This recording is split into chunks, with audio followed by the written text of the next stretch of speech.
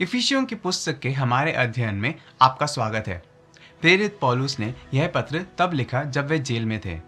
वह इसे इफिसुस के क्षेत्र में चर्चों के माध्यम से एक विश्वसनीय मित्र और सेवकाई के साथी के हाथों में प्रसारित करने के लिए भेजते हैं। अब थोड़ा और गहराई में चलते हैं। इफिसियों का उद्देश्य यह देखना है कि यीशु मसीह की कलीसिया को इस संसार में कैसे कार्य करना चाहिए। पौलुस कलीसिया को बताते हैं कि हम स्वर्गीय आयाम के प्रकाश में रह सकते हैं और आध्यात्मिक आशीर्वाद प्राप्त कर सकते हैं जो मसीह में हमारे हैं। स्वर्गीय स्थानों में परमेश्वर ने कलीसिया को सभी आत्मिक आशीषें दी हैं ताकि हम उस पूर्णता में विकसित हो सकें जिसे परमेश्वर ने हमें होने के लिए बुलाया है। इसे कुछ लोग पहले से अभी तक नहीं धर्म विज्ञान कह सकते हैं।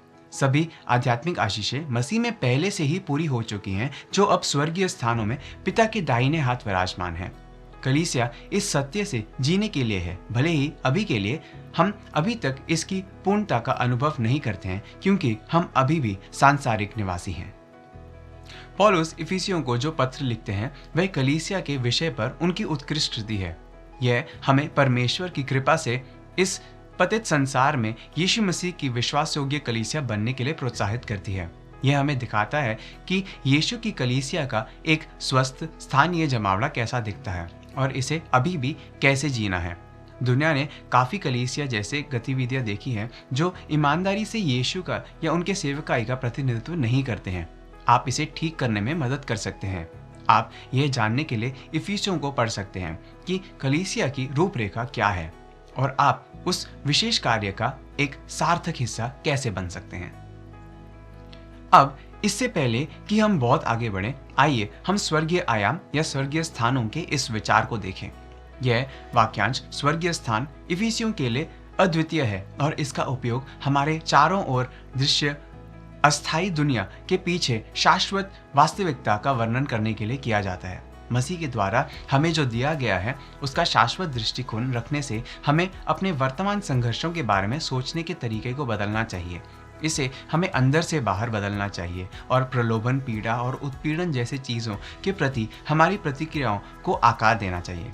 इफिसियों 1:18 और 19 में पौलुस हमें बताते हैं, मेरी विनती है कि तुम्हारे हृदय की आंखें खुल जाएं और तुम प्रकाश का दर्शन कर सको ताकि तुम्हें पता चल जाए कि वह आशा क्या है जिसके लिए तुम्हें उसने बुलाया है और जिस उत्तराधिकार को वह अपने सभी लोगों को देगा वह कितना अद्भुत और संपन्न है तथा हम विश्वासियों के लिए उसकी शक्ति अतुल्य रूप से कितनी महान है और यह आशा, यह धन और उसकी महानता हमसे कैसे संबंधित है। पौलुस पद 19 से 23 में इसका और अधिक वर्णन करते हुए कहते हैं, तथा यह विश्वासियों के लिए उसकी शक्ति अतुलनीय रूप से कितनी महान है। यह शक्ति अपनी महान शक्ति के उस प्रयोग के समान है जिसे उसने मसीह में तब काम करने में लिया जब मरे हुओं में से उसे फिर से जलाकर स्वर्ग के क्षेत्र में अपनी दाहिने ओर बिठाकर सभी शासकों, अधिकारियों, सामर्थियों और प्रभुताओं तथा हर किसी ऐसे शक्तिशाली पदवी के ऊपर स्थापित कर दिया जिसने केवल इस युग में नहीं बल्कि आने वाले युग में भी किसी को भी दिया जा सकता है। परमेश्वर ने सब कुछ को मसीह के चरणों के नीचे कर दिया और उसी ने मसीह को कलीसिया का सर्वोच्च शिरोमणि बना दिया। कलीसिया मसीह की देह है और सब विधियों से सब कुछ को उसकी पूर्णता ही परिपूर्ण करती है। जिस प्रकार यीशु पृथ्वी पर परमेश्वर की परिपूर्णता थे, वैसे ही कलीसिया का अर्थ संसार में मसीह की परिपूर्णता होना है। हम उन लोगों के दिलों में राज्य के निर्माण के लिए यीशु के साधन बनने के लिए बने हैं जिनमें अभी तक विश्वास नहीं है।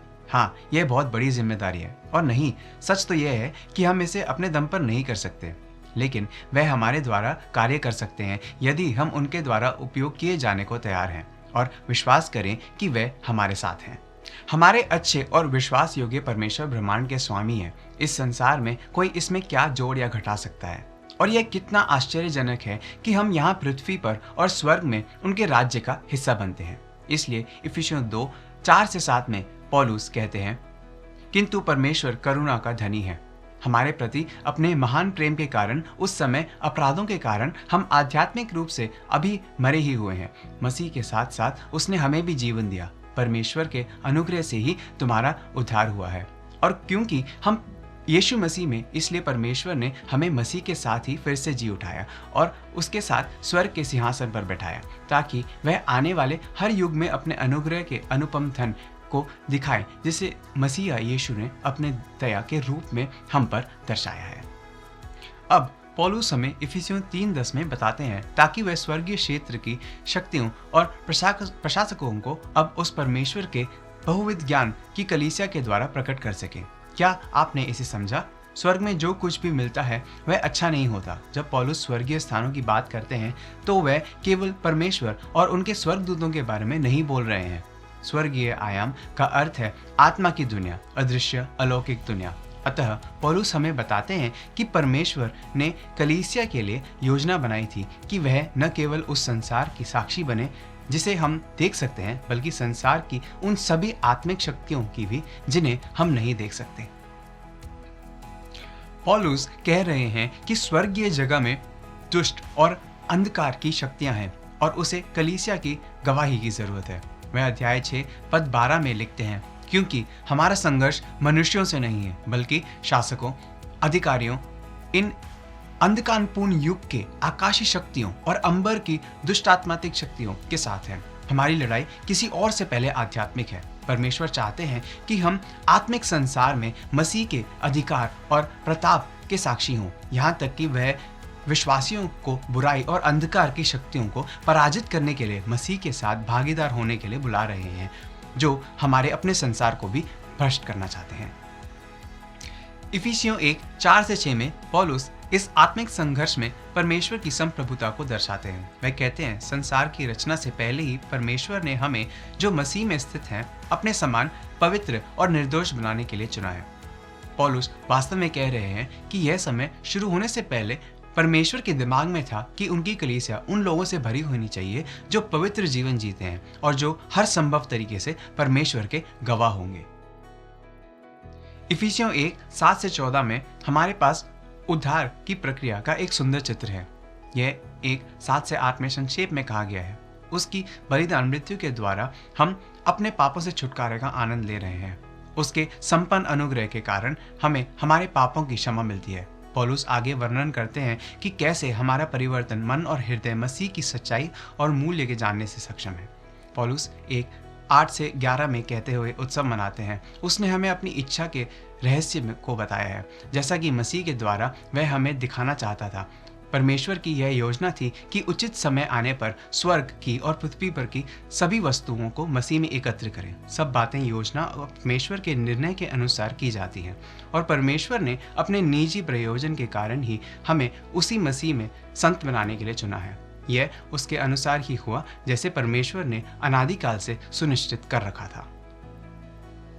यीशु ने हमारी अनंत विरासत का वर्णन करने के बाद पौलुस बताते हैं कि यह विरासत एक वादा है जिस पर हम भरोसा कर सकते हैं। पद 13 और 14 में वे कहते हैं, जब तुमने उस सत्य का संदेश सुना जो तुम्हारे उद्धार का सुसमाचार था और जिस मसीह पर तुमने विश्वास किया था, तो जिस पवित्र आत्मा का वचन दिया है, मसीह के माध्यम से उसकी छाप परमेश्वर के द्वारा तुम लोगों पर भी लगाई गई। वह आत्मा हमारे उत्तराधिकार के भाग की जमानत के रूप में उस समय तक के लिए हमें दिया गया है जब तक कि वह हमें, जो उसके अपने हैं, पूरी तरह से छुटकारा नहीं दे देता। इसके कारण लोग उसकी महिमा की प्रशंसा करेंगे। इसलिए इन परिच्छेदों के अनुसार पहले हम सुसमाचार सुनते हैं, उसके बाद हम सुसमाचार पर विश्वास करते हैं और फिर हम पर पवित्र आत्मा की मोहर लगाई जाती है। जब किसी चीज पर मोहर लगाई जाती है तो यह कहने का एक तरीका है, यह मेरा अधिकार है। परमेश्वर हम पर अपनी मोहर, आत्मा की मोहर लगाते हैं। यह मोहर हमें विश्वास दिलाती है कि किसी दिन हम अपने पवित्र सृष्टिकर्ता के साथ अनंत काल व्यतीत करेंगे।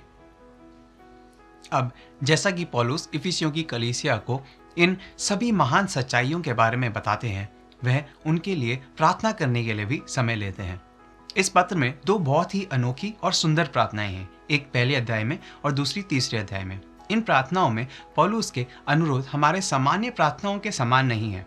पौलुस की इच्छा है कि इफिसियों के लोग आत्मिक बातों की बेहतर समझ प्राप्त करें। इफिसियों 1:17-19 में हम पढ़ते हैं कि हमारे प्रभु यीशु मसीह का परमेश्वर तुम्हें विवेक और दिव्य दर्शन की ऐसी आत्मा की शक्ति प्रदान करे जिससे तुम उस महिमावान परम पिता को जान सको।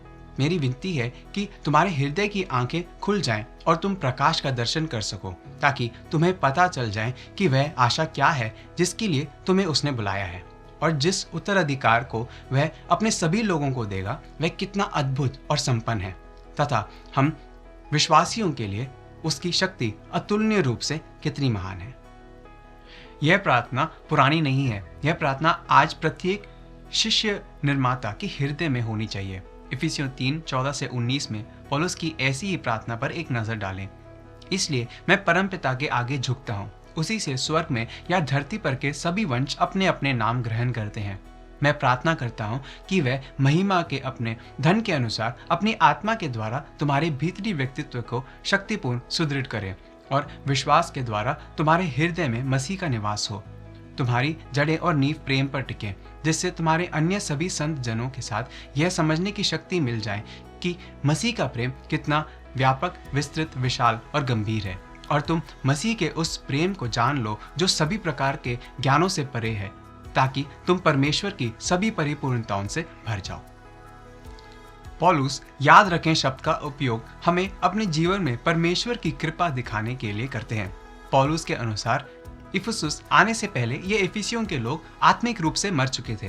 वह उन्हें इफिसियों 2:2 में कहते हैं, जिनमें तुम पहले संसार के बुरे रास्तों पर चलते हुए और उस आत्मा का अनुसरण करते हुए जीते थे जो इस धरती के ऊपर की आत्मिक शक्तियों का स्वामी है।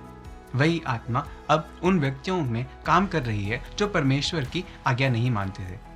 आकाश के अधिकारी का हाकिम शैतान का वर्णन है, और पौलुस इफिसियों 2:12 और 13 में कहते हैं, उस समय तुम बिना मसीह के थे, तुम इस्राएल की बिरादरी के बाहर थे। परमेश्वर ने अपने भक्तों को जो वचन दिए थे उन पर आधारित वाचा से अनजान थे, तथा इस संसार में बिना परमेश्वर के निराश जीवन जीते थे। किंतु अब तुम्हें जो कभी परमेश्वर से बहुत दूर थे, मसीह के बलिदान के द्वारा मसीह यीशु में तुम्हारी स्थिति के कारण परमेश्वर के निकट ले आए गए हो। पौलुस इफिसियों 4:17 में अपने पत्र के व्यावहारिक खंड को चलने के समान विचार का उपयोग करके शुरू करते हैं, उम्मीद करते हुए कि उनके पाठक अब नहीं चलेंगे जैसे अन्य जाति भी अपने मन की व्यर्थता में चलते थे। वह विश्वासियों के लिए स्वतंत्रता में जीने और चलने की इच्छा रखते हैं। वे 4:22-24 में जारी रखते हैं, जहाँ तक तुम्हारे पुराने जीवन प्रकार का संबंध है, तुम्हें शिक्षा दी गई थी कि तुम अपने पुराने व्यक्तिगत को उतार फेंको, जो उसकी भटकने वाली इच्छाओं के कारण भ्रष्ट बना हुआ है, जिससे बुद्धि और आत्मा में तुम्हें नया किया जा सके, और तुम उस नए स्वरूप को धारण कर सको जो परमेश्वर के अनुरूप सचमुच धार्मिक और पवित्र बनने के लिए रचा गया है। एक ईसाई के रूप में हम जीवन के नएपन में चलना शुरू कर सकते हैं, जो यीशु ने हमें हमारे पुराने पापी तरीके पर चलते रहने के बजाय दिया है। हम पुराने जीवन के चीथड़े उतारकर नए जीवन का चोला पहन सकते हैं। जब हम हर दिन मसीह के साथ चलते हैं तो हम झूठ, क्रोध, कड़वाहट और संगत जैसे पुराने तरीकों को छोड़ सकते हैं और पवित्रता, धार्मिकता, सच्चाई, कड़ी मेहनत, अनुग्रह और प्रेम के नए तरीकों को ग्रहण कर सकते हैं। पौलुस का रूपक हमें हर दिन यह तय करने की ज़रूरत की तस्वीर देता है कि हम किस तरह के व्यक्ति बनने जा रहे हैं। क्या हम स्वतंत्रता में चलना चुनेंगे? अनिवार्य रूप से वह कह रहा है कि हमें उस नौकरी के लिए तैयार होना चाहिए जो हम चाहते हैं। क्या हम परम प्रधान परमेश्वर के पुत्र और पुत्रियों के रूप में तैयार होने जा रहे हैं और वैसे ही कार्य करने जा रहे हैं, या क्या हम मूर्ख लोगों का वेश धारण करने जा रहे हैं जो परमेश्वर द्वारा हमें मुफ्त में दिए गए प्रकाश में चलने के बजाय अंधेरे में ठोकर खाना जारी रखते हैं? आइए इफिसियों 5:15-17 से पौलुस के आत्मिक निर्देशों में से एक के साथ समाप्त करें। इसलिए सावधानी के साथ देखते रहें कि तुम कैसे जीवन जी रहे हो। विवेकहीन का सा आचरण मत करो, बल्कि बुद्धिमान का सा आचरण करो, जो हर अवसर को अच्छा कर्म करने के लिए पूरी उपयोग करते हैं। क्योंकि ये दिन बुरे हैं, इसलिए मूर्ख मत बनो, बल्कि यह जानो कि प्रभु की इच्छा क्या है। आज आप कैसे चलना चुनेंगे?